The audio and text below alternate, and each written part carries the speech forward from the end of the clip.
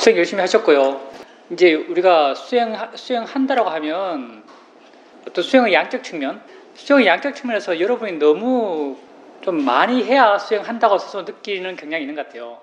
자기가 정해놓은 어떤 타임 테이블이나 아니면 뭐 자기의 수행적 규칙들, 아침 일어나서 뭐 법문을 읽는다든지 아침 일어나서 자선을 얼마 한다든지 꼭 이렇게 정해놓고 하지 않더라도요. 또 여러분의 일상의 삶 속에서 여러분이 어떤 관심을 뺏길 대상이 없는 상태, 뭐 TV라든지 대화라든지 이럴 때는 정말 여러분 마음의 힘이 좋고 좋은 마음 힘이 좋아졌을 때 수행할 수 있겠지만요. 여러분의 관심이 뺏기지 않는 시간들, 뭐 설거지할 때 설거지 어떻게 할지 고민 안 하잖아요. 그냥 하잖아요. 산에 등산할 때도 걸으면서 이렇게 운동한다고 걸을 때도 특별히 여러분 관심 뺏길 게 뭐 있겠어요. 이렇게 여러분이 정말 지금까지 워낙 습관적으로 욕심을 해왔기 때문에, 대부분 욕심들인데 욕심을 해왔기 때문에 그것을 하면서 수행하지 못하는 시간은 어쩔 수 없겠지만요. 그렇게 여러분의 욕심의 마음을 크게 일으킨 대상이 없을 때는 하려면 할 수 있어요. 아주 단순해요. 수행은 마음을 내 안에 두는 거예요. 마음을 내 안에 두는 것. 마음을 여러분 안에 두고 있으면 그게 수행하는 것이죠. 마음을 내 안에 두고 있다는 것이죠. 곧 내게 일어나는 것을 내가 안다는 말이죠. 설령 여러분이 알려고 애쓰지 않더라도 관심을 여러분에게 두게 되면 여러분에게는 자연스럽게 알아진 게 생겨나요. 그렇게 여러분에게 알아진 것이 있으면 그게 수행이죠. 수행이 뭐 특별히 대단한 게 있는 게 아니에요. 여러분이 여러분 안에 관심을 두고 있으면 그게 수행이고요. 만약에 여러분이 여기서 일차기 삶 속에서 이렇게 수행하면 충분하고요. 만약에 좀 더 수행을 열심히 해봐야겠다 라고 생각된다면 여러분에게 욕심을 일으키는 대상들, TV라든지 영화라든지 이런 것들은 조금 자제하는 게 좋죠. 그거 자제하는 게 딴 게 아니고요. 그거 자제하는 게 바로 개예요. 개란 게 꼭 우리가 5개라고 하지만 무슨 살생하지 말아라, 도둑질하지 말아라, 행위의 어떤 규범을 말하고 있는데요. 개의 가장 광범위한 의미는요, 내 삶을 정돈하는 거예요. 내 삶을 정돈하는 것. 일어나는 시간에 일어나고, 이게 어떤 측면에서 더 근본적인 개죠. 일어나는 시간에 일어나요. 밥 먹는 시간에 밥 먹어요. 운동하는 시간에 운동하고. 이렇게 삶을 정돈하는 것, 이게 가장 기본적인 개죠. 부처님이 개정해라고 하면서 수행의 어떤 우리 불교 공부의 진행을 개정해 사막으로 이야기하죠. 그 첫째가 개인 이유가요. 이렇게 삶이 정돈되지 않으면 수행을 할 수가 없어요. 이렇게 무슨 죽이지 말아라, 훔치지 말아라 하는 것도 그것이 기본 바탕이 되고 난 뒤에 조금 미시적으로 들어가서 하나하나 개별적 행위를 통제하는 내용이 나온 거죠. 더 크게는 내 삶을 정돈하는 거죠. 그래서 만약 여러분이 좀 더 수행을 진지하게 생각하고 좀 열심히 해야겠다고 생각된다면 그렇게 여러분에게 욕심을 일으키는 활동들, 대표적으로 TV죠, 여러분. 욕심이 워낙 강해서 욕심이 있는지도 모르죠. 거실에 가면 그냥 모르겠지만 이렇게 하더라고요. 거실에 가면 그냥 책상 위에 있는 리모컨을 들고 꾹 누르죠. 하는지도 모르고 욕심이 마음에 시킨 대로.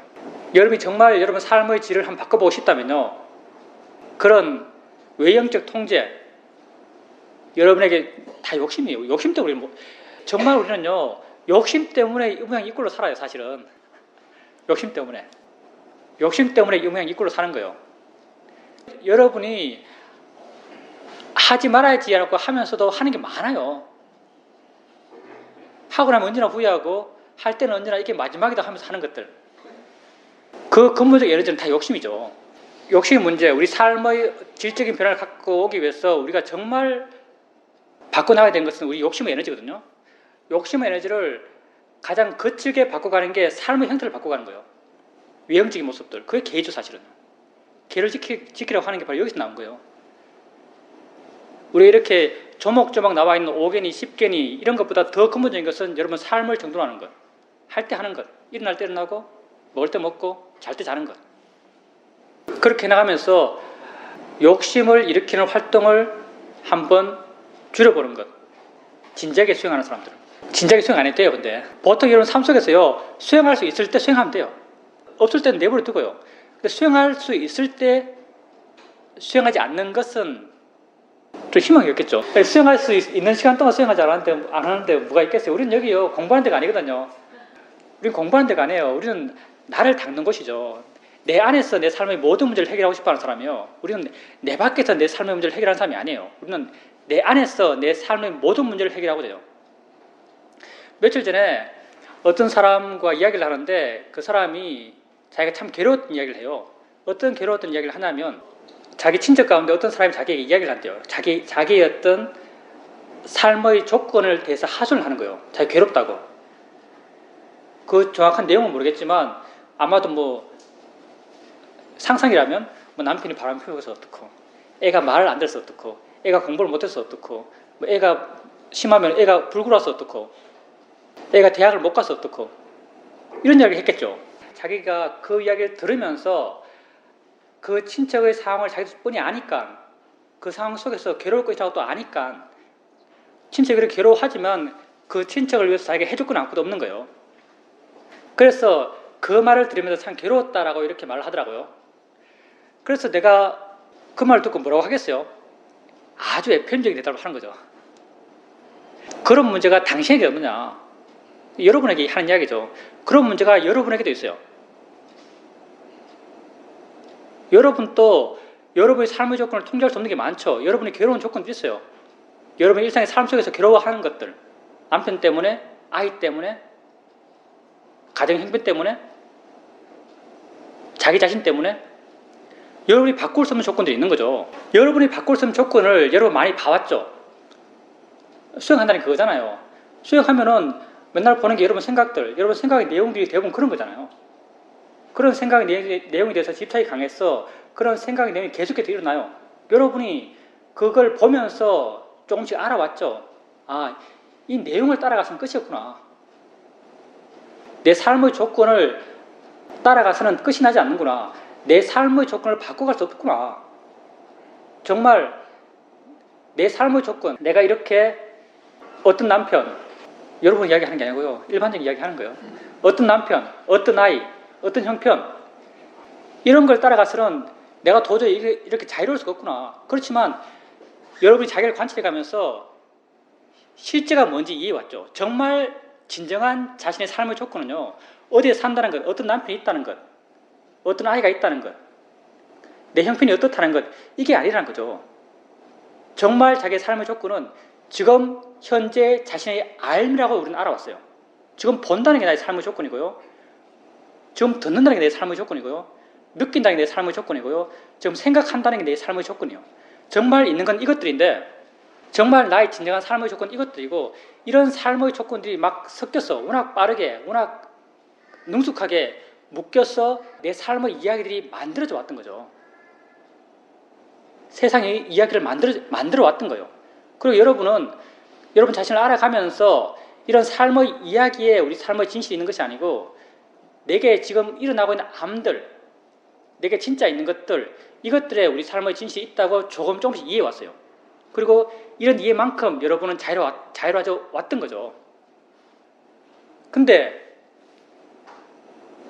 그 사람도 마찬가지죠. 그 사람을 보면서 그런 이야기를 들으면서 어떤 생각이 했냐면은 나도 만약 어떤 사람에게 그런 이야기를 들어요. 어떤 사람이 내게 와서 내가 아는 사람, 내가 그 사람 형편을 뻔히 아는 사람이 와서 내게 어떤 이야기를 해요. 뭐 내 남편이 이렇게 하고 있다. 내 아내가 이렇다. 내 아이가 이렇다. 우리 자신의 어떤 형편이 이렇다. 자기 사회적 조건이 어떻다 하면서 한탄하고 있어요. 나도 그 사람의 상황을 잘 알아요. 그러면 내 마음이 아주 깝깝해지죠. 왜냐하면 그 사람에겐 탈출구가 없어요. 그 사람이 수행하라고 해봐야 될 사람이 아니거든요. 그 사람에겐 탈출구가 없는 거예요. 그 사람이 가치를 두고 있는 모든 것은 자기 삶의 조건이죠. 남편의 조건, 아들의 조건, 가정 형편의 조건, 자신의 사회적 지위에 대한 조건, 그런 조건에 자기가 갖고 있는 가치의 100%를 다 투여하고 있어요. 근데 그 조건은 자기 마음대로 할 수 있는 게 아니에요. 그리고 더 근본적으로는요, 자기 마음대로 될 수 있다 하더라도 또 다른 조건이 생겨날 거예요. 그는 영원히, 그는 설령 자기가 지금 이 조건이 안 좋아, 이 조건이 좋게 바뀌어야 되면서 자기가 좋다고 생각하는 조건으로 자기 삶의 조건이 바뀌어지더라도 거기서 자유로울 수 없어요. 새로운 괴로워할 것, 새로운 모자란 것들이 또 생겨날 거니까. 그런 사람들 이야기 들으면 마음이 갑갑해져요. 왜냐하면 그 사람은 영원히 거기에서 벗어날 수 있는 길을 알지 못하니까. 그런 이야기를 들으면, 그리고 그런 경험을 만나면 지금 내가 이렇게 수행하고 있다는 것, 그리고 내 삶의 방향성이 이렇게 확실하다는 것, 그리고 그 방향성이 내 삶의 문제를 본질적으로 해결해 줄 수 있는 방향인 것에 아주 유연할 거예요. 그리고 들으면서 그때 이런 생각이 들면 하죠. 아주 소리지라고 알아요. 내가 그 무엇 때문에도 고통받을 필요가 없는 거죠. 정말 내가 그 사람부터 이렇게 자유로울 때요, 정말 내가 그 사람을 위한 존재가 될 수 있어요. 그 사람과 함께 괴로워하고 그 사람과 함께 걱정하는 사람은요, 아이러니하지만 우리가 사회적 시각에서는 그런 어떤 사람의 고통스러운 이야기 들을 때 함께 고통스러워하는 사람이 그 사람을 위한 사람 같이 느껴지지만, 그 사람의 고통 이야기 들을 때 함께 고통스러워하는 사람은요, 아주 이기적인 사람이에요. 이 참 아이러니죠, 사실은. 우리 삶의 진실이 그래요, 사실은. 사회적인 통념은 안 그런데, 사회적인 통념은 안 그래요. 고통스러운 사람이 있어요. 고통을 내게 하소연해요. 그럼 나도 고통스럽죠. 이렇게 함께 고통스러운 사람이 인간적이고 이타적인 사람처럼 느껴지죠. 사회적인 통념은 그래요. 근데 그 사람 마음의 에너지는요, 아주 이기적인 상태가 돼요. 번뇌는 다 이기적이거든요. 정말 그럴까요? 여러분이 애 키워봤잖아요. 애가 왔어요. 시험지 50점 맞아서. 애 성적 때문에 애 야단친 적 있죠? 적어도 한두 번씩은. 아무리 적어도. 그때 한번 돌이켜보세요. 그 마음의 에너지. 애 상태가 안 좋아요. 애 상태가 사회적으로 안 좋은 상태예요. 사회적으로 불행한 상태죠. 그 불행한 사람에게 걔의 불행한 상태에서 내가 분노하는 거죠. 내가 분노해서 그 불행한 상태를 바꾸려고 그런 에너지로 말을 해요. 왜 공부를 그렇게 못해? 그렇게 해서 뭐 사회에서 뭘 할 거야? 인간다운 삶을 살 수 없어요. 라고 말을 해요. 여러분 삶의 처음이잖아요. 그때 자기 에너지 한번 보세요. 이기적이요? 이타적이요? 나를 위해서 화내고 있어요? 자신을 위해서 화내고 있어요? 나를 위해서 화내고 있는 거예요. 여러분이 고통스러운 사람이 와서 자기 고통을 하소연할 때 함께 고통스러운 사람, 사회 통념에서는 이 사람이 이타적인 것처럼 우리가 인식하지만요, 실제 그 사람 마음은 이기적인 마음이죠. 정말 이타적인 사람은 그 사람으로부터 자유로운 사람이에요. 그 이야기를 들으면서 난 내 이해가 좀 더 분명해졌는데, 내 삶의 조건을 통해서 난 행복해질 수 없다는 걸 좀 더 분명히 이해했어요. 근데 다른 사람의 안 된 이야기를 들을 때 이건 정말 쉽지가 않더라고요. 다른 사람의 안 된 이야기를 들을 때, 저 사람의 고통이 저 사람 삶의 조건 때문에 생긴 게 아니야. 저 사람 마음 때문에 생긴 거야. 어쩔 수 없는 거야. 이게 잘 안 돼요, 사실은. 쉽게 그 사람의 상황에 동조하는 마음이 쉽게 생겨나요. 그걸 보면서 또 한편 어떤 생각이 했냐면, 붓다는 이것으로부터 자유로웠겠구나.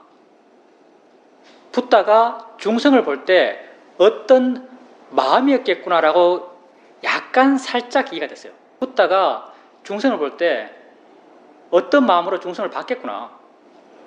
붓다가 중생을 가히 여긴다는 게 어떤 마음이었겠구나라는 것이 잠깐 그때 살짝 이해가 되더라고요.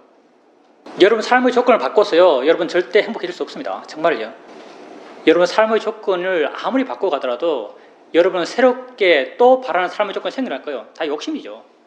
욕심은 우리의 가장 뿌리 깊은 마음의 에너지예요. 우리 삶의 원동력이라 할 수 있죠.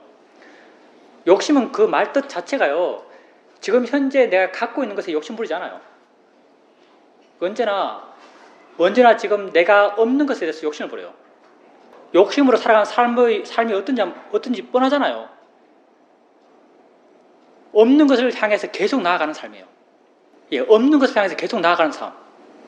개 경주하는 거 혹시 보셨어요? 개 경주하는 거 보면요, 달려가는 개 앞에 언제나 통닭 같은 거, 닭다리 같은 거 한 개 달려 있어요. 그게 앞으로 쭉 나가요. 개가 그거 보면서 뛰어가요. 그거 보면서. 자동적으로 이게 개와 그 닭다리의 거리가 조정되죠. 개는 언제까지나 닿을 수 없는 것을 향해서 뛰어가고 있어요. 그게 우리 삶의 모습과 별로 안 다르죠. 욕심으로 살아가는 삶. 욕심으로 살아가는 사람은요, 언제나 가질 수 없는 것을 향해서 나아가는 삶이에요. 왜냐하면 욕심은 지금 있는 것에 대해서 결코 욕심내지 않으니까. 욕심은 언제나 지금 없는 것에 대해서 욕심내니까. 여러분 삶의 의미, 삶의 가치에 대한 근본적인 패러다임이 바뀌어야죠. 뭘 통해서? 수행을 통해서. 수행하십시오. 여러분 삶의 진실은요, 여러분 삶 밖에 있잖아요. 여러분 삶의 진실은 내 안에 있어요. 한번 보세요. 여러분 삶에 딴 게 있어요. 여러분을 괴롭히는 것, 여러분 남편 지금 있나요? 여러분 삶은 지금밖에 없는데. 여러분 괴롭히는 여러분 아이들 지금 있나요? 알아지나요? 없어요. 여러분에겐 지금밖에 없는데. 우리는 왜 괴로워야 할까요? 내일 때문에, 어제 때문에.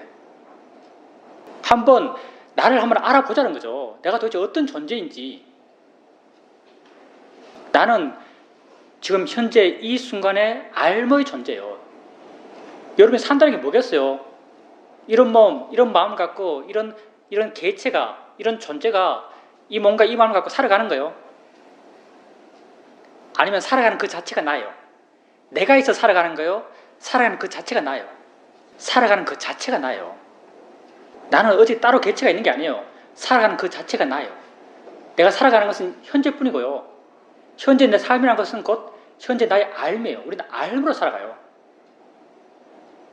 정말 이렇게 알므로 살아간 나 자신에 대해서 한번 이해하고 싶어요. 정말 나는 고통받아야 하는가? 나는 정말 괴로워야 하는가? 지금 나의 암들은 봄, 드럼, 느낌, 생각, 냄새들이죠. 이런 알머, 이런 암을 한번 알아보세요. 단순해요. 보면 봄이 있다고 아는 거예요. 이게 아는 거예요. 소리가 있으면 소리 있다고 알아보세요. 이게 아는 거예요. 느낌이 있으면 느낌 있다고 알아보세요. 이게 아는 거예요. 아는 것을 알아가세요. 물론 이 알아가는 방식은 바른 알아감의 방식이 부탁께서 경계에서 말씀하고 있죠. 그리고 부탁께서 경계에서 말씀한 걸 이해한 사람이 여러분에게 실천적 방법으로 풀어서 말하죠. 우리 쇼미 사회도 떼자네 사회도께서 이렇게 말씀하셨어요.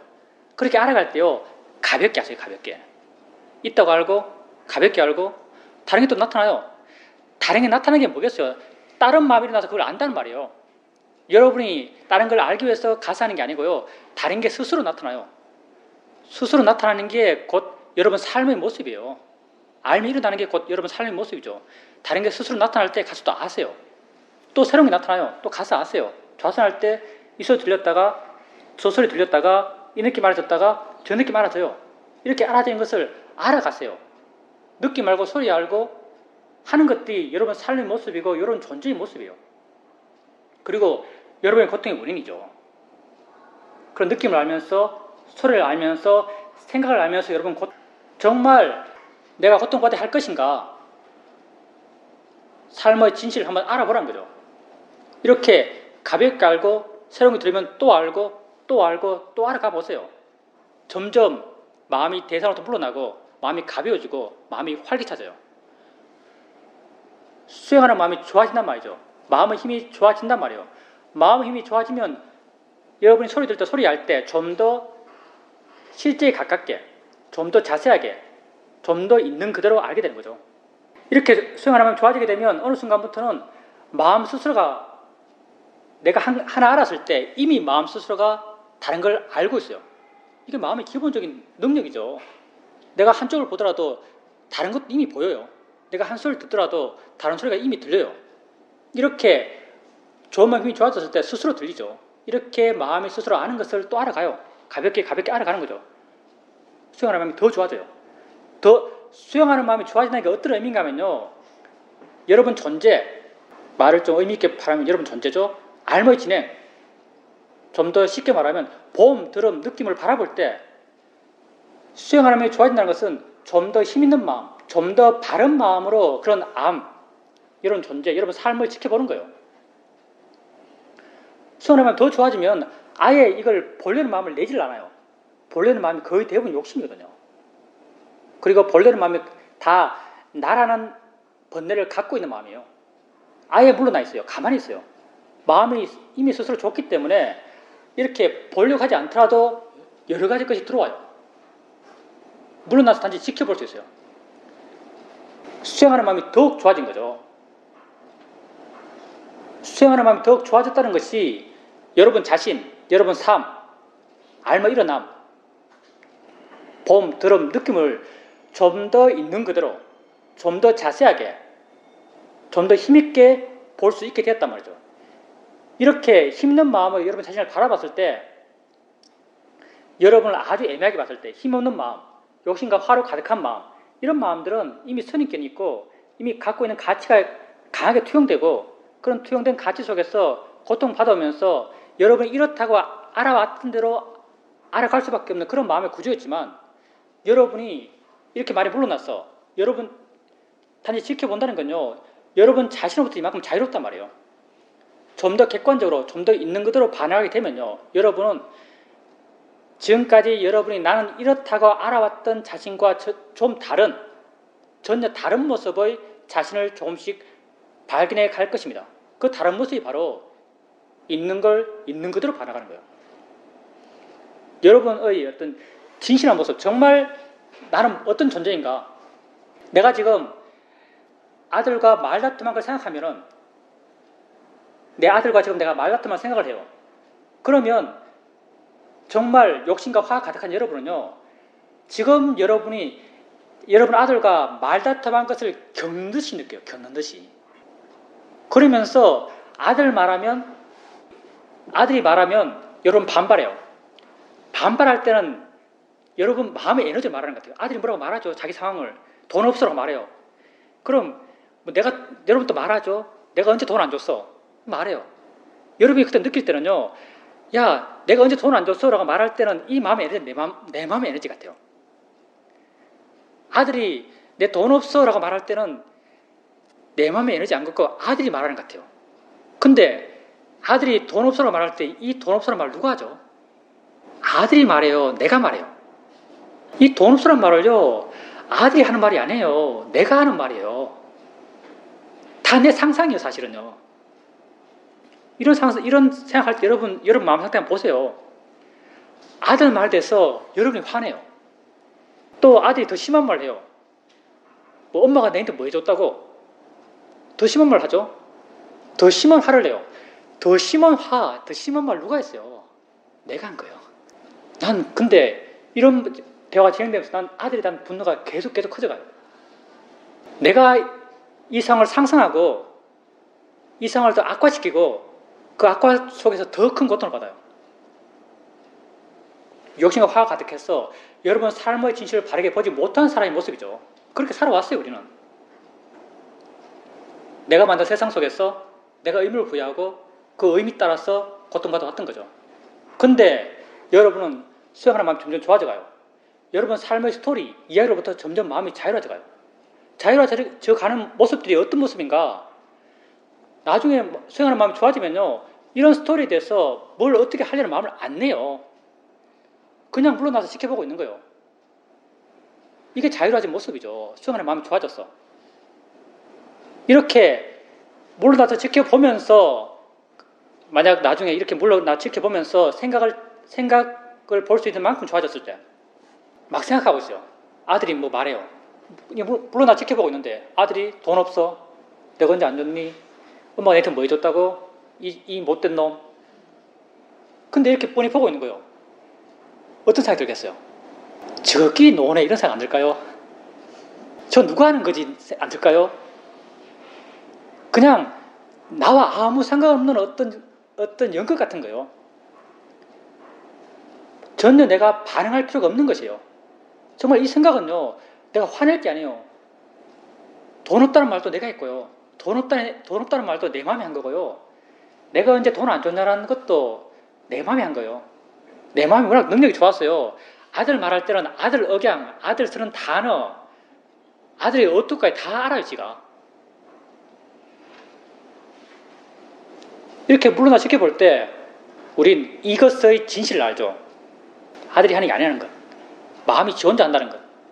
내가 이것으로부터 자극받을 필요가 없다는 것. 그렇게 되었을 때 이 생각으로부터 자유로워요. 생각의 내용부터 자유로운 거죠. 허와 욕심을 가득한 여러분은요, 그냥 들어가서 안에서 내용 속에서 헤매요.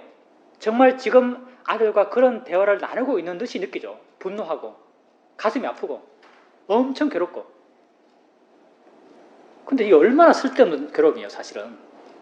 얼마나 쓸데없는 고통이에요. 전혀 받을 필요가 없는. 여러분 삶의 진실을 보게 되면요, 고통받을 게 별로 없어요. 지금 여러분에게 뭐가 고통스러워요? 여러분 삶의 진실에서, 지금 현재 이 자리에서. 사실 현재 이 자리밖에 여러분 없잖아요. 고통스러울 게 없어요, 사실은. 한번 자신의 진실을 한번 알아보라는 거죠. 수행을 통해서. 자신이 일어나면서 알아가고, 가볍게 알아가고, 자유롭게 알아가고, 안 되면 또 걸으면서 일어나는 걸 조금씩 알아가고, 자연이자 대상이다 바른 길을 일으켜주고, 마음의 방향을 생각일 뿐이야, 보이는 것일 뿐이야, 소리일 뿐이야 라고 한번 마음에게 바른 방향을 제시해보고, 이렇게 자신을 이해가 보는 거죠. 정말 나를 이해하면요, 나는 괴로울 필요가 없는 존재예요. 이미 우리는 부처인지도 몰라요. 이런 의미에서 말했겠죠. 어느 선지자께서. 우린 근본적으로 괴로울 필요가 없어요.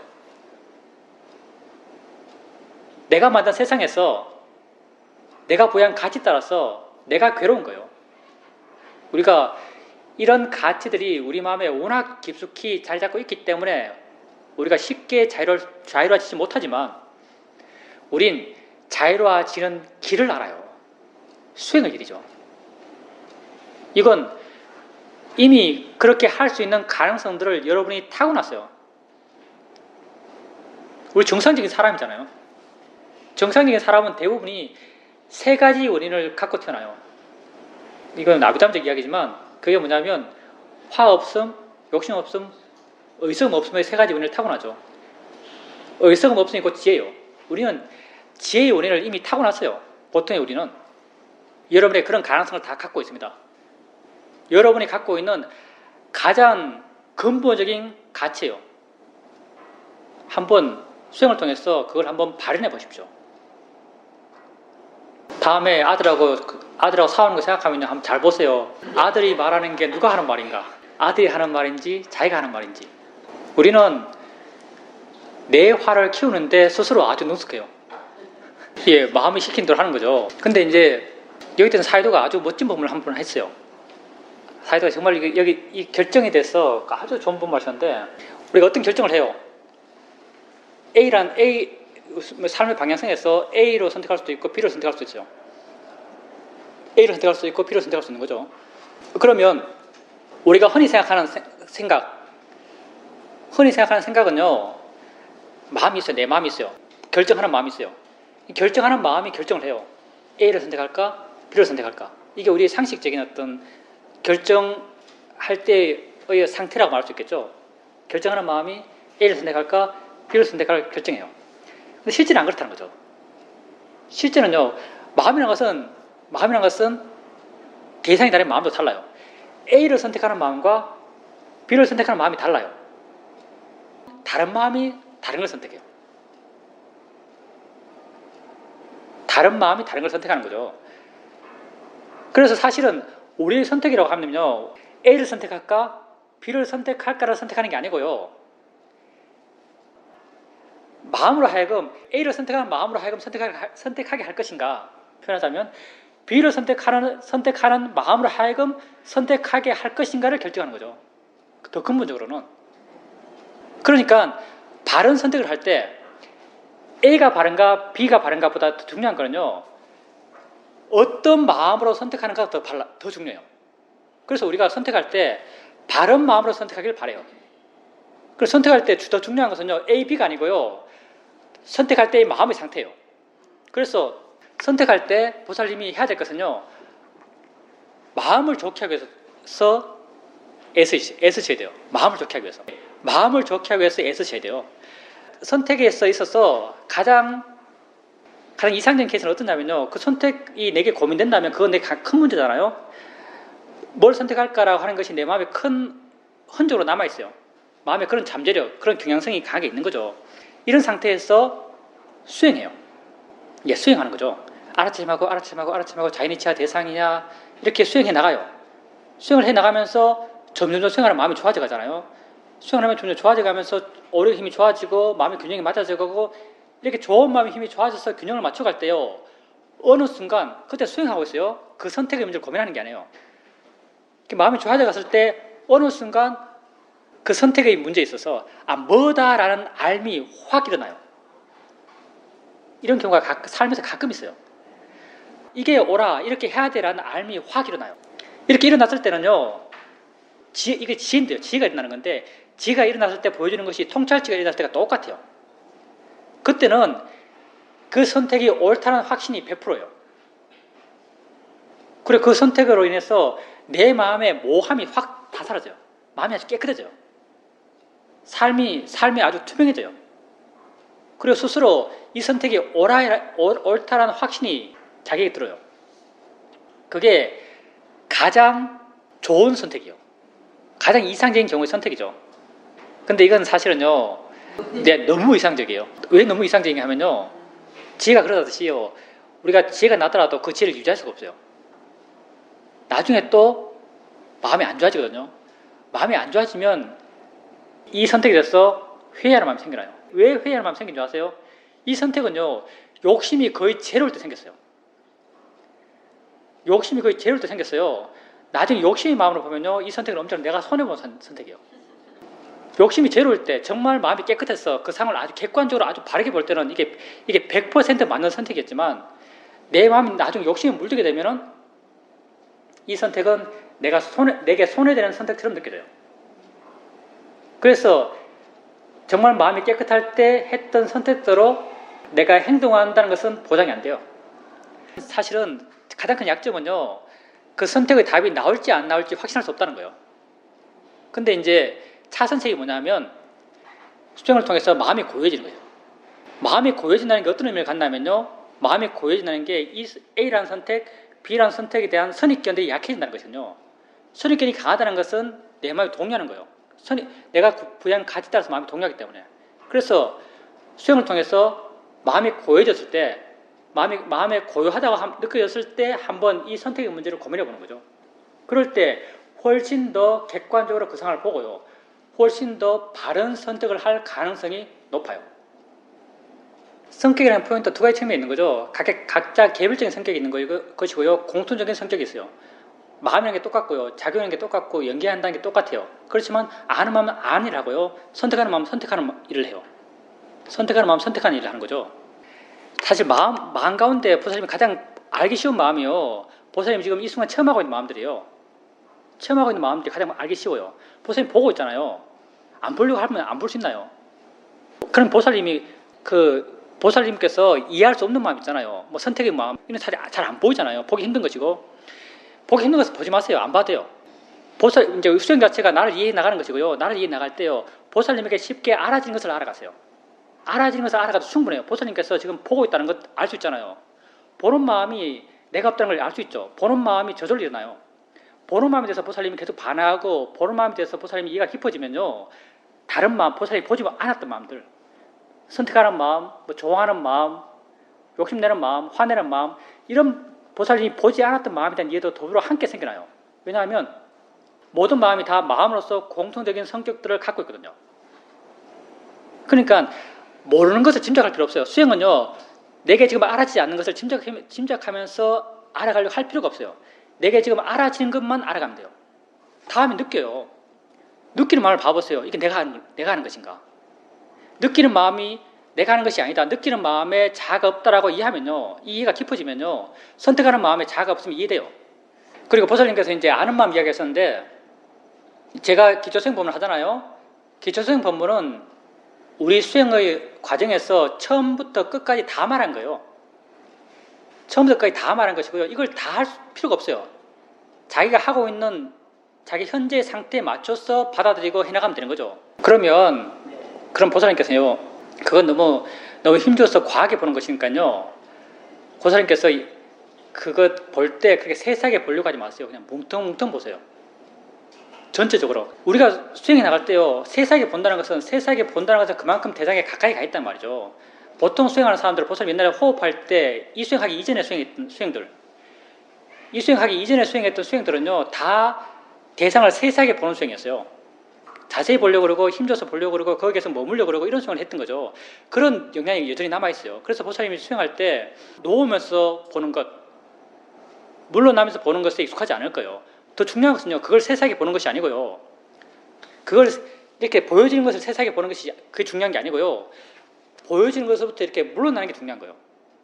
물러나는 어떤 그런 하나의 방법은요, 이걸 대충 보는 거예요. 자세히 안 봐도요, 대충 보세요. 보살님 수행은요, 내가 느끼기에는 보살님 수행은요, 굉장히 사마타적이에요. 그리고 보살님이 누워서 하는 수행은요, 사마타적 수행일 가능성이 굉장히 높아요. 물론 사마타 나쁘지 않아요. 그때 보살님이 사마디가 워낙 강하기 때문에 마음이 아주 고요하고 대상에 반응하지 않고 이 고요한 마음의 힘이 워낙 좋기 때문에 그게 어떤 삐띠가 기쁨이거든요. 삐띠, 수카, 행복감들, 이런 행복감이 일어나니까 마음이 아주 좋아요. 기쁘고, 그리고 이런 삐띠를 통해서 삐띠가 또 마음을 이렇게 리프레시 시켰어요. 마음을 깨어나게 만들어요.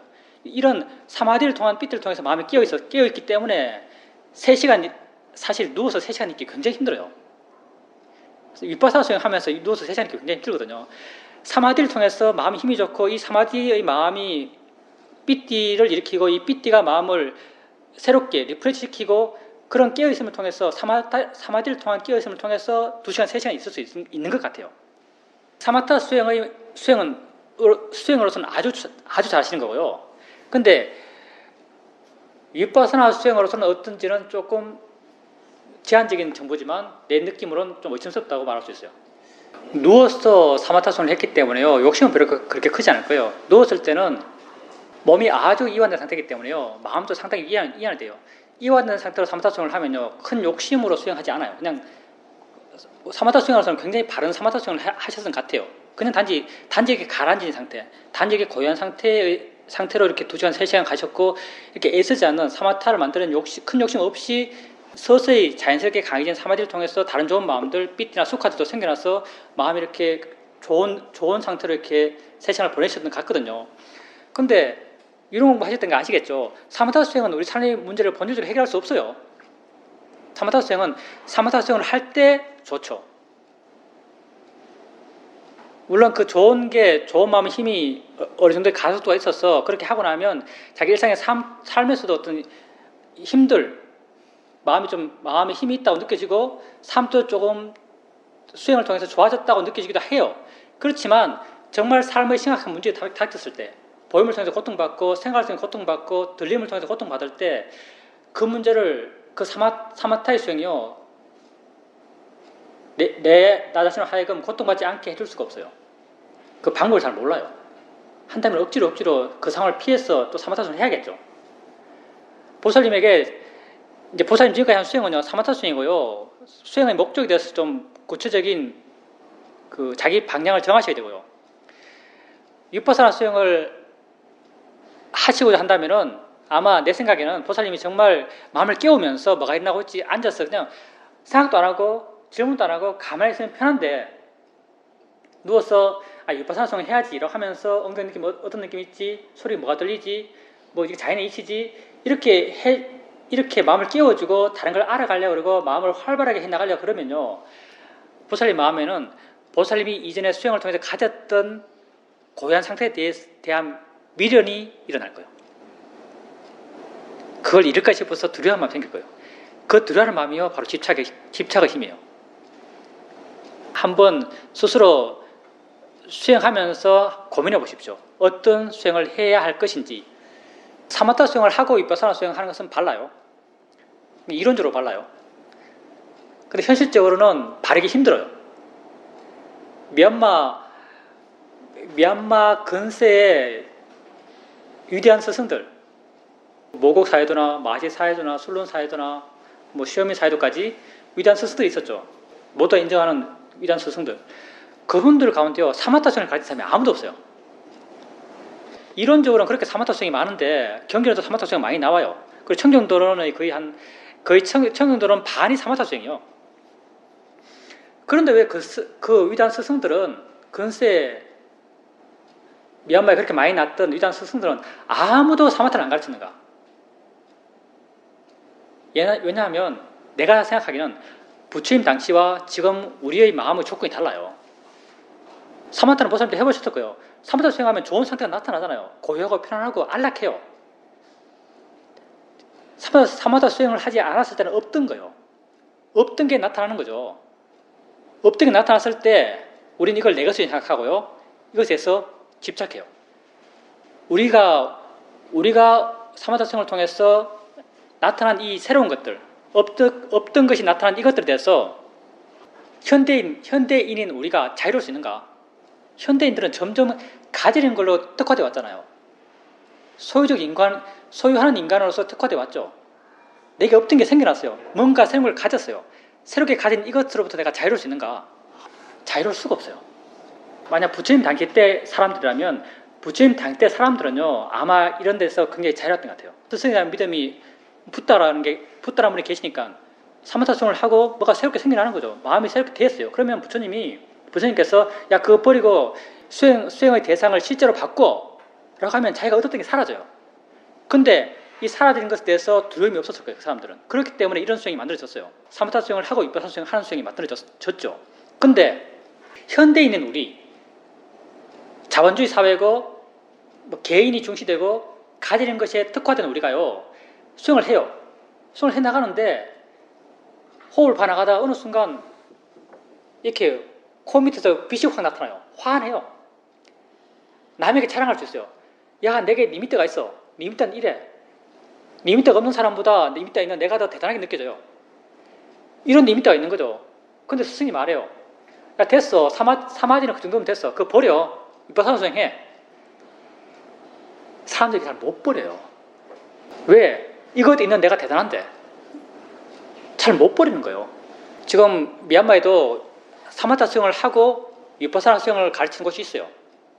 사마타 수행과 위파사나 수행은요 수행하는 기본적인 마음의 에너지가 전혀 달라요. 사마타 수행은 대상으로 점점 다가가는 수행이에요. 완벽하게 다가간 것 이게 선정이에요. 대상과 딱 붙어서 다른 것 하나도 없는 것 이게 선정이죠. 완벽하게 다가간 상태 이게 사마타 수행이에요. 위파사나 수행은요 대상과 점점 멀어져 가요. 대상과 점점 멀어져 갔을 때 그걸 객관적으로 보고 진실에 가깝게 반응하고 바르게 이해하게 되고 바르게 이해되었을 때 이것으로부터 자유로워지는 거죠. 점점 멀어져 가는 마음의 에너지를 키워가는 것 이게 위파사나 수행이에요. 근데요 지금 현재 미얀마에서 사마타 수행을 가르치고 위파사나 수행을 가르치는 곳 있죠 당연히. 근데 이것은 어떻게 가르치는가? 사마타 수행을 통해서 개발했던 마음의 에너지를 그대로 갖고 이 에너지로 위파사나 수행을 해요. 이게 바를까요? 바를 수 있을까요? 굉장히 의심스러운 것이 사실이죠. 물론 그 수행에서 비판적인 사람들은 아주 비판적이죠. 사마타 수행을 완벽하게 한 사람이면 또 모르겠어요.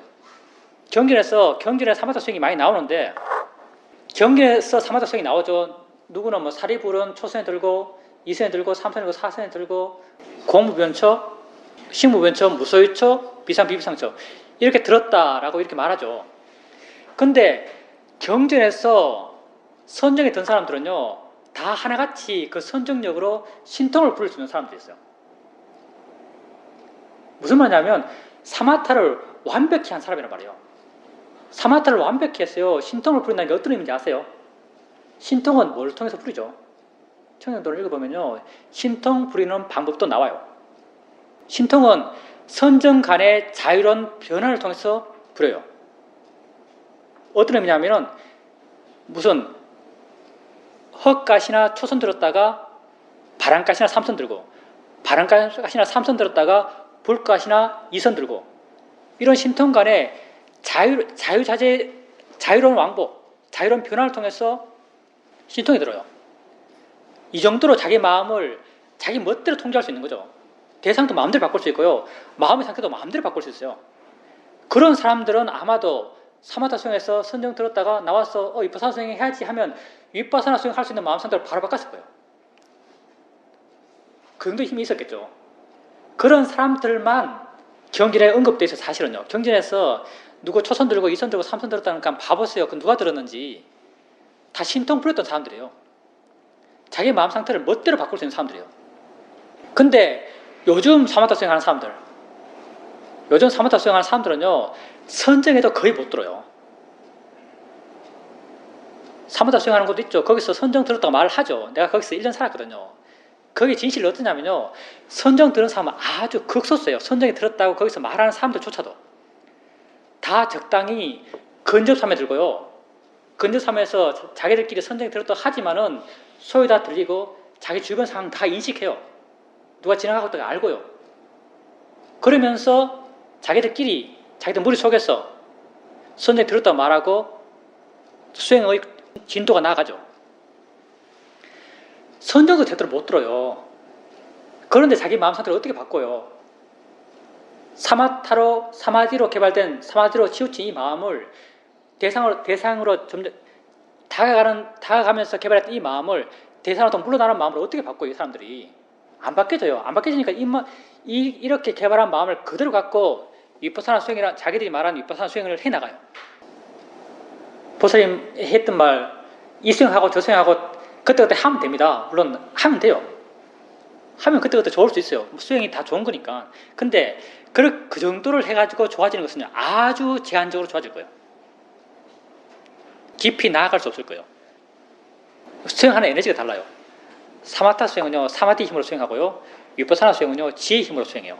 지혜의 힘으로 수행하는 것은 지혜의 힘이 딴 힘이 아니고요. 관심의 힘으로 수행해요. 본다는 게 관심이 있어서 깨어있어요. 듣는다는 게 관심이 있어서 깨어있어요. 느낀다는 게 관심이 있어서 깨어있어요. 근데 이 관심은요, 내 다른 마음의 조건이 좋아져서 자발적으로 생겨나는 관심이에요. 사마타는요, 사마디는 내가 하려면 할 수 있어요. 딴 게 아니거든요. 우리 오래 기억했잖아요. 오래 기억할 때 알아차림, 다음이 고요함이죠. 알아차림을 내가 할 수 있죠. 알아가면 마음이 고요해져요. 사마타 수행도 이 원리와 똑같아요. 사마타 수행은 단지 알아가는 게 뭐냐면 관념이에요. 니미따를 한다면 니미따가 보여요. 니미따를 계속 알아가요. 니미따만 알아가는 거죠. 니미따를 계속 알아가면요, 마음은 고요해져요. 알아차림을 원인으로 고요함이 좋아지니까.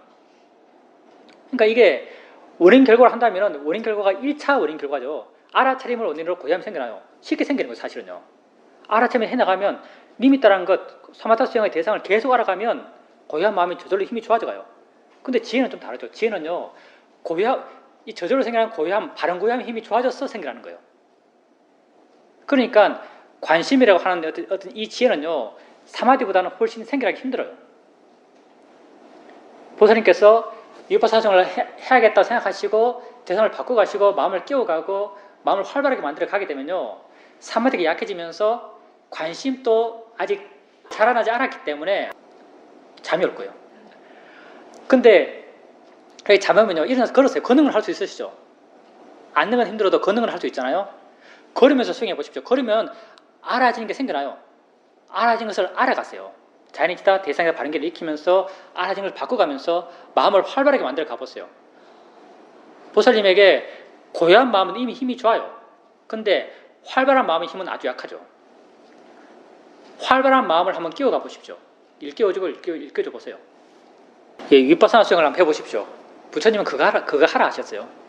아니, 잠깐 보살님께서 들리는 소리죠. 들리는 소리를 들으면서 아는 거라고 물었어요. 아는 것을 아는가 이렇게 물었어요. 아는 것을 아는가라는 자체가요, 그렇게 자연스럽지 않고요. 그게 직관적이지 않아요. 사유로 흐를 가능성도 아주 높아요. 아는 것을 아는가라는 것은요, 어떤 상태를 물어보는 것이고요. 아는가라는 질문은요, 작용을 물어보는 거예요. 아는 것을 아는 상태잖아요. 글로 쓸 때는 그렇게 말해요. 글로 쓸 때는 아는 것을 다시 안다 이렇게 표현해요.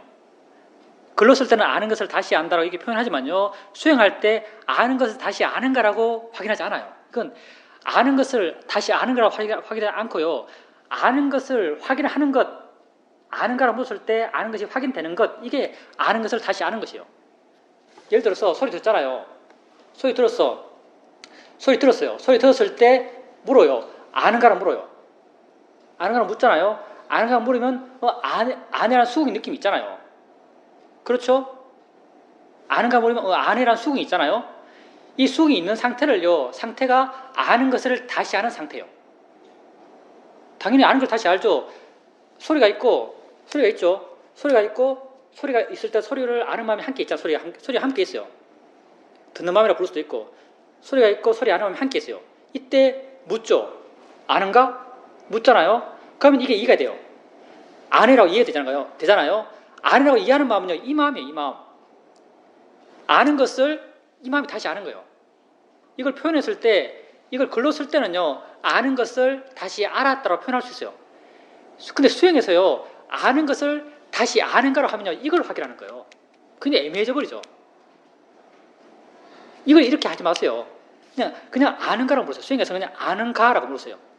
정확한 확인이 안 되는 것이요. 아무것도 없다가 아니고 뭐가 있는 것 같은데 뭐가 뭔지 모르겠다. 있는 듯 하다 이 정도잖아요.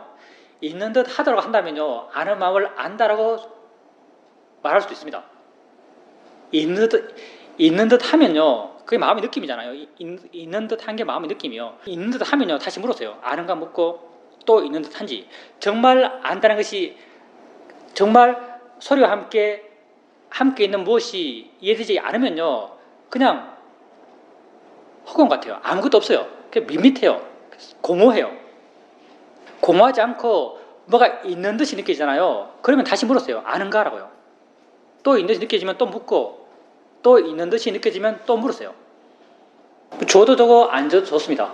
그 보살님께서 그렇게 그냥 알아차림을 할 때는 줄 필요 없고요.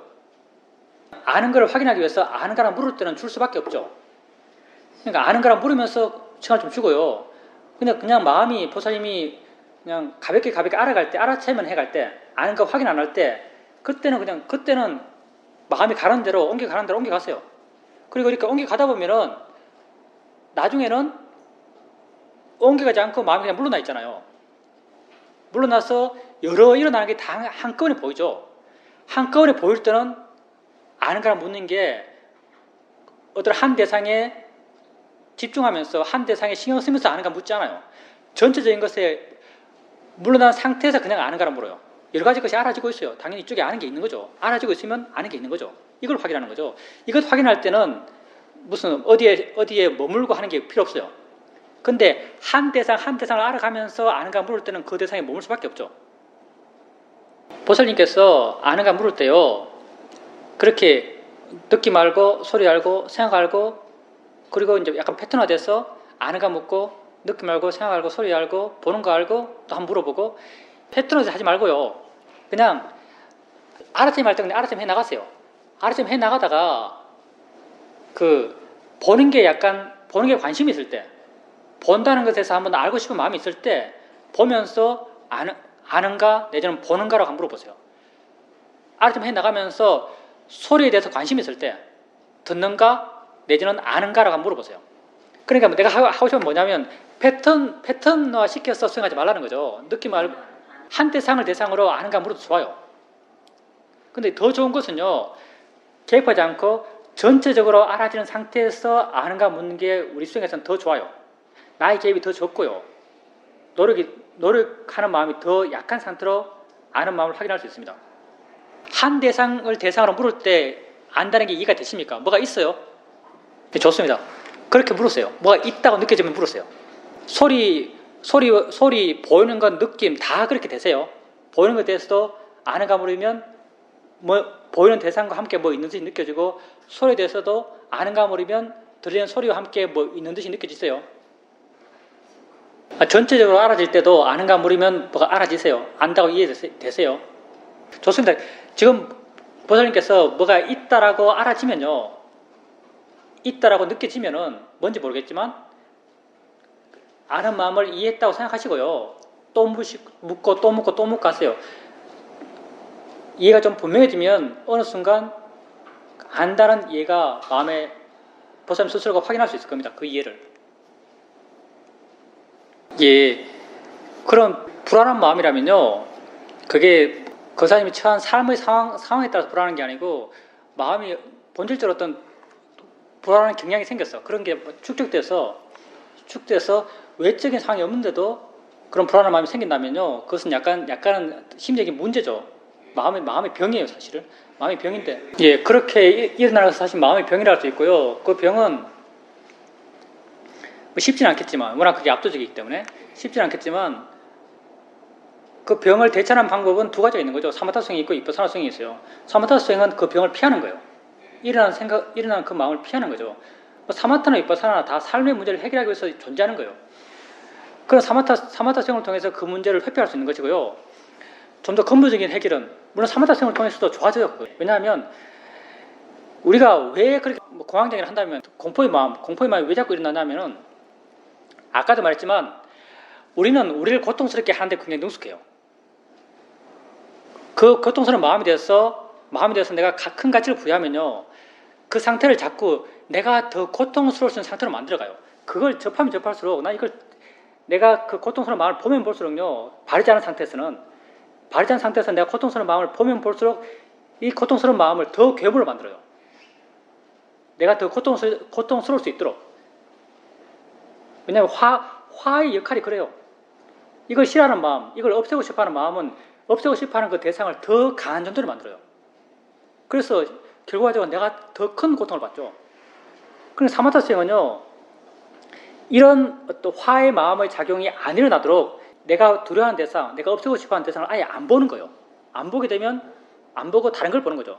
다른 걸 보게 되면 거기에 대해서 점점 집착이 좀 생겨나고 거기에 대해서 마음을 둘 수 있고 사마디가 좋아지고, 그러면 마음에서 어떤 삐띠들, 수카들, 사마디를 통한 어떤 좋은 마음도 생겨나고, 이걸 통해서 이걸 한참 잊게 되면요, 마음은 내재적으로 어떤 안 좋은 마음, 내가 두려워하는 대상을 일으킬 수 있는 마음의 어떤 구조들이 조금 약해져 가요. 어떤 측면에서 이건 시간이 좀 해결해줘요. 근데 이제 위파사나는 반대죠. 위파사나는요, 이 자체를 반항해요. 두려워하는 어떤 대상들이 나타나면요, 이걸 봐요. 다 내 마음에서 일어난 것이기 때문에 두려움이 나타나면 두려워하는 걸 보는 거죠. 반나가면서 이것의 진실한 모습을 이해하고 싶어요. 정말 내가 처음 봤을 때는 이걸 거대한 불을 쏘는 용인 줄 알았는데, 정말 반나가다 보면 이게 작은 올챙이구나라고 알아가는 거죠. 가치 없음을 알아가는 거예요. 이것을 괴물로 만들었던 것은요, 나의 두려움이에요. 나의 두려움. 예, 그걸 거부하는 마음이 이걸 괴물로 만들었던 거예요. 근데 두려워하는 마음을 줄여가는 것은 우리가 이렇게 그것을 두려워하는 마음을 의지적으로 줄여가는 테크닉은요, 바른 견해요. 대상이야. 이걸 대상으로 보려고 애써요. 대상이야 하면서 대상을 볼 수 있는 마음을 일으키고요. 자연의 이치야 하면서 자연의 이치로 이해하는 마음을 일으키고요. 이렇게 보는 마음에 두려움을 좀 줄여서 보려고 해요. 그리고 두려움이 좀 줄었던 상태로 보게 되면 좀 더 이걸 있는 그대로 보게 돼요. 좀 더 그것의 진실한 모습을 봐나가는 거죠. 그렇게 이것뿐 아니라 느낌도 보고 소리도 보면서 마음의 힘을 점점 키워가면서 수행하는 마음이 좋아졌을 때 그 대상을 보면서, 아, 이게 정말 내가 두려워할 게 아니고 마음지가 스스로 만들어낸 어떤 환상 같은 것이구나. 정말 그런 두려움은요, 근거가 전혀 없어요. 허공에서 두려움이 펑 나타나듯이 그냥 두려움이 나타나요. 보게 되면 내 것이 아닌 이렇게 물러나서 지켜볼 수 있게 되면요, 이건 두려워할 게 아니에요. 그냥 지 혼자 있는 거예요. 이렇게 그것의 진실한 모습을 알을 통해서 그것으로부터 자유로워지는 것, 이게 위파사나의 방법이죠. 물론 거사님께서 수행에서는요, 그렇게 좀 힘든 대상에 대해서는 이 두 가지를 병행하셔야 돼요. 사마타 수행도 했다가 위파사나 수행도 했다가. 근데 근본적인 해결은요, 위파사나 수행을 통해서 가능한 것이고요. 위파사나 수행이요, 떨어져서 보려고 하는데, 떨어져서 본다고 우리가 흔히 표현을 해요. 이 상태를 그렇게 말해요. 떨어져서 본다고. 근데 수행의 에너지는 떨어져서 보는 게 수행의 에너지는 아니에요. 떨어져서 보려고 하지 않아요. 위파사나 수행은요, 이해하려고 하는 거예요. 위파사나 수행의 에너지는요, 이해하려고 하는 거죠. 거사님께서 거사님에게 안 좋은 이것을 볼 때도요, 이게 뭐지? 라고 보세요. 이게 뭔데 내가 괴로워할 것이지? 뭔데 마음이라는 게 뭔데 이게 괴로울 것이지라고 마음을 이해하고 싶어하는 마음, 괴로운 그것을 이해하고 싶어하는 마음으로 보세요. 이 보살나 수행의 가장 기본적인 마음의 자세죠. 이해하고자 하는 마음으로 보는 거예요. 그리고 이렇게 이해하고자 하는 마음을 봤을 때 아 이게 뭐구나라고 조금 이해가 돼요. 마음이구나, 내 것이 아니구나라고 이해되는 거죠. 이해되었을 때 이 이해하는 지혜가요 마음을 떨어뜨려요. 내가 이렇게 떨어지는 게 아니고요. 내가 떨어지게 할 수 있는 게 아니고요. 이해하면 떨어져요. 그러니까 떨어지는 게 근본이 아니고요. 떨어지는 게 본질이 아니고 이해하는 게 본질이에요. 이해를 원인으로 멀어져요. 멀어진다는 게 곧 덜 고통받는단 말이거든요. 그러니까 거사님께서 수행해 나갈 때 대상을 알아갈 때 대상을 알아가는 거사님의 에너지는 멀어지려는 에너지가 아니고요. 이해하려는 에너지예요. 자선에서 여러 가지 것이 나타날 때요. 동시다발적으로 일어날 때요. 아무 상관없다는 시각으로 보시면 돼요. 자기들 할 일 자기들 해라라고 그냥 무관심하게 보면 돼요. 그렇게 봤을 때 물러나게 보게 돼요. 뭐 수행을 말할 때는 애매한 경우가 많은데요. 어떤 상태를 이야기하게 되는데 물러나서 봐라라고 말할 수도 있는데요. 실제 물러나서 본력에서 물러나서 보는 게 아니고요. 대상에 대해서 집착이 없기 때문에 어떤 느낌에 대해서 자세하게 보려는 마음도 없고 어떤 느낌에 대해서 싫어하는 마음도 없고 없애고 싶어하는 마음도 없을 때 마음은 저절로 물러나게 돼요. 그러니까 보살님께서 그렇게 여러 가지 느낌이 동시다발적으로 내지 동시에 막 일어나고 있을 때 그냥 가만히 있으면 돼요. 무관심하게. 어느 지점 아닌 곳에 두세요. 그걸 이제 보살님 자신 안에만 관심을 두세요. 일어나는 것은 일어나는 대로 두세요. 보살님은 단지 마음이 자기를 향하고 있으면 돼요. 사실은 그때 여러 가지 느낌들이 동시다발적으로 일어나고 있어요. 근데 보살님은 일어나는 그 하나하나에 신경을 안 써요. 그냥 가만히 있어요. 가만히 있을 때도 마음은 어디를 향하고 있거든요. 그때 마음이 뭘 보고 있는가? 그때 마음이 뭘 보고 있냐면요. 그때 마음은 아는 마음을 보고 있어요. 사실은 그 상태가 아는 마음을 아는 상태예요. 여러 가지 것이 알아지고 있고 나는 그 알아진 것에 전혀 마음을 안 둬요. 마음이 그리 가지 않아요. 마음은 그것도 물러나서 내 안에 있어요. 내 안에 있을 때 사실은 마음이 아는 마음을 알고 있어요. 마음이 가 있어요. 물론 그게 내 지혜의 힘이 약했어요. 명확히 내게 이해되진 않아요. 그때 그 이해를 좀 명확히 하기 위해서 우리가 하는 게 아는가라는 질문이에요. 우리가 뭔가를 알 때 언제나 그 시각적으로 보이는 곳에서 뭘 알려는 경향이 있어요. 우리 마음의 어떤 본질적인 어떤 그런 거죠. 그래서 마음을 가슴 앞에서 마음이 보이는 듯 느껴져요. 옛날에 심지어는 쇼맨 컨사이도께서는 아는 마음을 가슴 앞에서 찾으라라고까지 말했어요. 근데 마음은 위치가 없어요. 단지 우리가 전면에 있는 것을 알아왔던 것이 습관이 되어 왔기 때문에요. 알아진 아는 마음이 앞에 있는 것처럼 느껴져요. 앞이라는 공간을 만들어내는 거예요. 관념을. 근데 보살님께서 그렇게 앞에 있는 듯이 느껴지면 다른 거죠. 그리고 보살님께서 이제 느낌들이 좌선할 때 이야기죠. 좌선할 때 느낌들이 여러 가지 느낌들이 알아져요. 알아질 때 소리도 함께 알아지세요. 소리도 느낌과 동시다발적으로 소리도 함께 들리세요. 그러면 혹시 생각도 같이 알아지세요. 그럼 가끔 생각도 알아채면 할 수 있을 때가 있나요? 이제 생각하다가 생각 있다고 알잖아요. 그때도요. 생각에 대해서 너무 생각을 단지 끊기만 하려고 하지 마시고요. 생각을 끊고 느낌으로 가려고 하는 것은 생각에 대해서 약간 화거든요. 약간의 화예요. 그때도 한번 생각이다라고 자기에게 주지를 한번 시키세요. 가볍게. 생각이야라고. 예, 그렇게 하시고요. 그리고 지금 느낌을 지금처럼 알아가는 게 점점 자연스러져 가면 느낌으로부터 마음이 많이 자유로워질 것이고요. 마음이 이렇게 자유로워지면은, 마음이 가벼워지면은 생각도 좀 더 쉽게 알아갈 거예요. 일어날 순간 바로 생각을 알아갈 때도 조금 있게 될 겁니다. 그러면 그렇게 알아갈 때 아는가라고 물어보세요. 아는가라고 물었을 때 여러 가지 것이 한꺼번에 알아질 때 아는가라고 묻죠. 안다고 그건 참 애매하긴 한데요. 안다고 이해되면 그게 아는 게 사실은요. 소리 들으면서 소리 듣고 있지, 소리 알지라고 이해된다면 그게 아는 마음을 안 거예요. 느낌 알면서 느낌 안다라고 이해되면 그게 아는 마음을 안 거죠. 근데 이렇게 아는 마음을 안 것이 실제 체험적으로 뭐 있는 듯이 느껴지는 거예요. 예를 들어서 보살님께서 여러 가지 느낌들이 알아지고 있고 여러 가지 소리 들리고 있어요. 물러나서 보고 있는 거죠. 그럴 때 아는 거랑 묻죠. 단순하게 여러 가지 느낌을 보면서 아는 거랑 물어요. 아는 거랑 물으면 가슴 앞쪽에서 뭔가의 존재감이 안 느끼잖아요. 수행 방법이란 걸요. 아주 구체적으로 100% 구체적으로 말해줄 수가 없어요. 능력이 안 돼요. 이렇게 해 나가다 보면 여러분 스스로 방향을 잡아가고 여러분이 느끼는 문제점을 여러분 스스로 어떤 해결책을 찾아갈 겁니다. 그것 아니고요. 그렇게 생각하지 마시고요. 물론 아는 걸 이해하면 객관화돼요. 근데 객관화되는 게 목적은 아니에요. 소리가 들리고 있어요.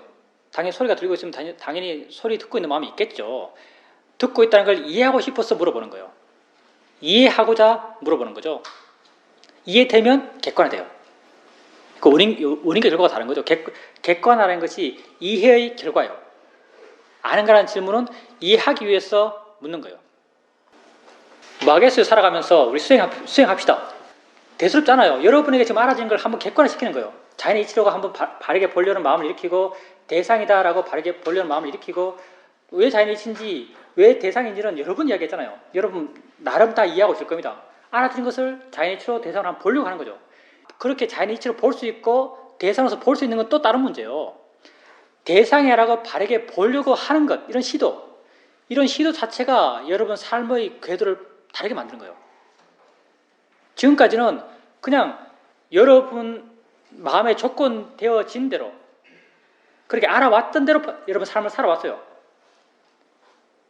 예를 들어서 아까도 말했지만 생각 속에서 아들과 싸우고 있으면 아들이 하는 말을 정말 아들이 하는 말로 알면 살아왔어요. 그런 욕심과 화로 가득한 마음이 세상을 그릇되게 봐오면서 그 그릇된 상태로 봐왔던 거죠. 수행이라는 것은요, 그렇게 그릇되게 봐왔던 것을 한번 바른 방향으로 보려고 해보는 거예요. 볼 수 있고 보지 못하고는 차후의 문제고요. 보려고 해보는 것, 이게 가치 있는 거예요. 이게 수행하는 거예요. 이게 부지런히 정진해라고 하는 바로 그거죠. 부지런히 바르게 보려고 해나가는 거죠. 소리 들으면 저 자연의 이치야. 저 소리일 뿐이야. 생각이 일어나면 이게 생각일 뿐이야.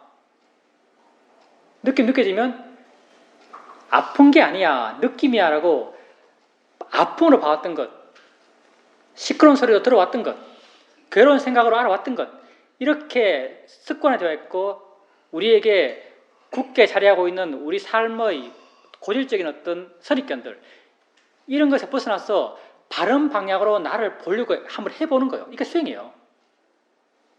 볼 수 있고 그렇게 볼 수 있고 보지 못하는 것은 차후의 문제예요. 이건 별로 우리 관심사가 아니에요. 그렇게 보려고 한번 해보는 것, 이게 우리 관심사예요. 그렇게 할 때 우리 삶의 방향이 바뀌어가요. 의미 있는 삶, 가치 있는 삶, 보람된 삶으로. 부처님이 부다께서 가르쳐 준 것도 이것뿐이죠. 너희들 삶을 한번 이렇게 봐봐라. 이게 다예요.